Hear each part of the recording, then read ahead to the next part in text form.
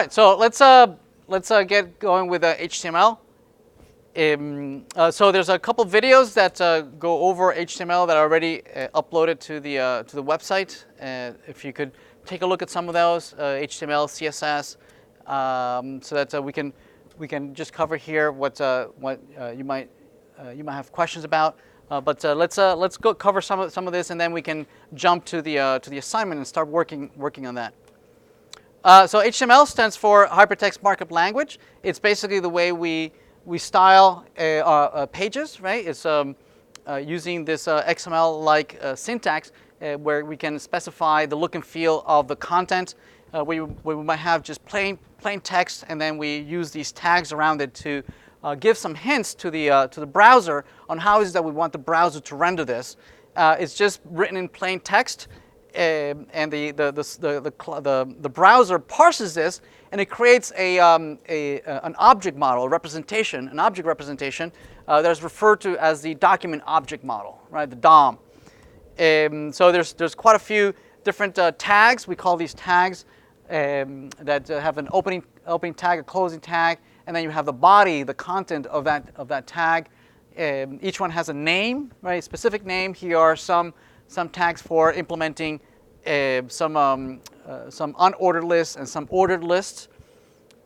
Tables are like the name suggests, are used for creating horizontal rows and columns, mostly used for displaying tabular data, right? Where the headers at the top of the table are meant for describing that content under that column is mostly of that type, right? Where the first column here just contains usernames, passwords, first name and last names, mostly showing different rows of like records of data that you're displaying, right?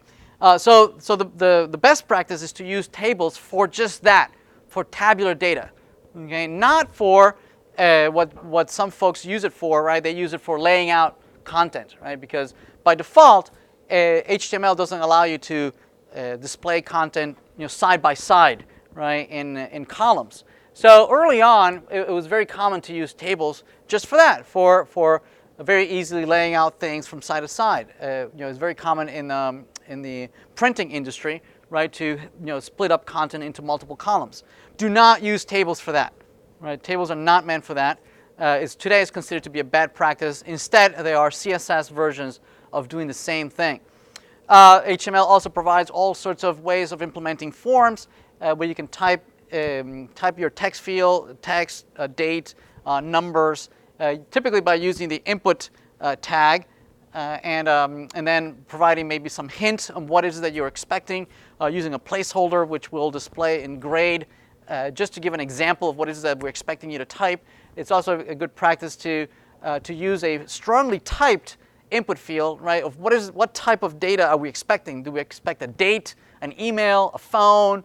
What do we expect here, right? And if you use the right type, the browser will render the correct keyboard, right, for you to enter data. So it's good practice to use strongly typed input fields. Here, for instance, is a date field that pops up the date widget, and on the phone it would pop up the date keyboard. Here you have a drop-downs where you can display multiple content that you can choose from.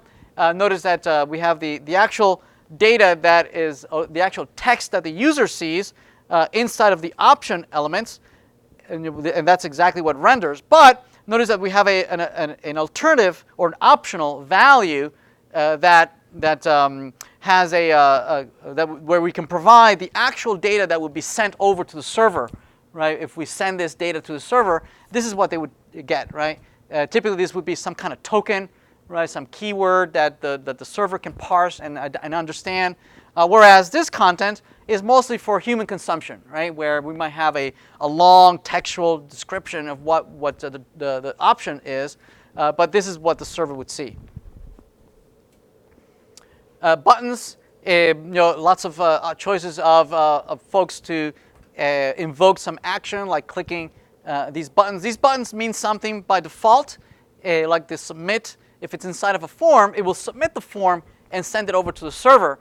We're not going to use that mechanism. Forms, the default mechanism of forms of submitting the form to a server, we're going to override that. Right? Instead, we're going to use JavaScript, right, to overtake the default behavior, and we're going to take control over that, and we're going to grab the content, we're going to parse it, we're going to make an object out of it, we're going to validate it on the browser before sending it over to the server. We're gonna take over that mechanism. So mostly we're just gonna, if you use a button, we're gonna be using the type button, right, and not submit, so that we can take control over that default behavior. We have checkboxes and radio buttons. Here, notice that we have of the type radio type button. Notice that we have typically these input fields. You have to click on that radio button on the checkbox. It's a very small clickable area. For best practice is to embed those input fields inside of labels, right? So that we can combine not only the elements, we can combine it with more textual content that could make the content even bigger, right? So it's easier to click on, right? It's easier to click on something that is big than to click on something that's so small. Right, so it's a good practice to perhaps provide more verbose description here so that folks can click on a larger area. Okay, so same thing for the checkboxes. Now radio buttons are meant to be mutually exclusive, right? So that if you select one, it unselects the other. Whereas checkboxes, you can select multiple items. Now by default, the radio buttons don't know that they need to be mutually exclusive. Right? The only way for radio buttons to know about each other is that if they both have the same name. Right? If they have the same name, the browser says, these radio buttons are related to one another. Right? They are mutually exclusive. Yeah, so that it'll know which one to unselect if you select the other. Make sense? Whereas checkboxes, you could have the same name, right, and they would not be mutually exclusive. It means that variable B or whatnot, right, will have multiple values. Right, all the values that you select. Make sense? So whereas one causes to be mutually exclusive, the other one actually allows you to provide many values for the same variable. Okay? And we'll see in a minute how these names can be used as variables in JavaScript.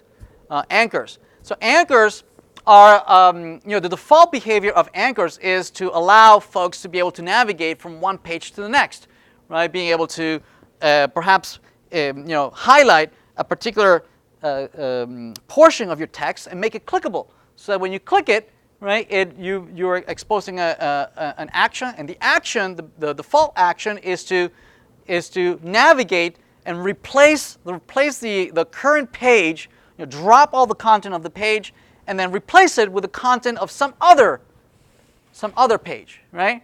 That is the default behavior. We're going to abandon that default behavior starting next week. This week, we're still going to use this mechanism for the assignment. Right? Today's assignment number 1, still relies on this legacy mechanism, right, of clicking a URL and navigating to that other page. So from login, registration, profile in the assignment, that's the way we're going to navigate, right, using this mechanism. Next week, we're going to abandon that mechanism. Instead, we're going to use single-page application. We're going to load the first page once and then never leave that page. Right? We're going to be stuck there in that one single page, hence single-page application. Right? All right, demo. Let's build a user admin as a part of the assignment that's due next week. Let's take a look at this.